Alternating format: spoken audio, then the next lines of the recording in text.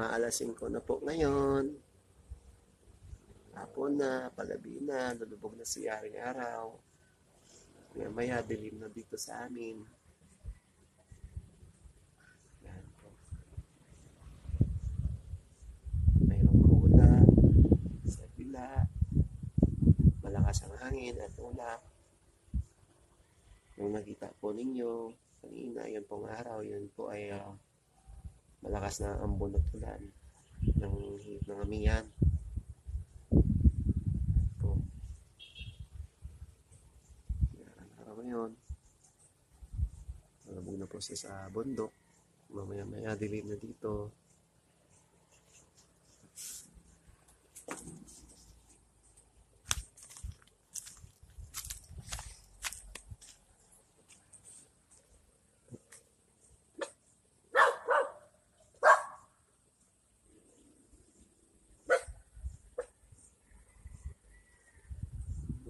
Swimming pool.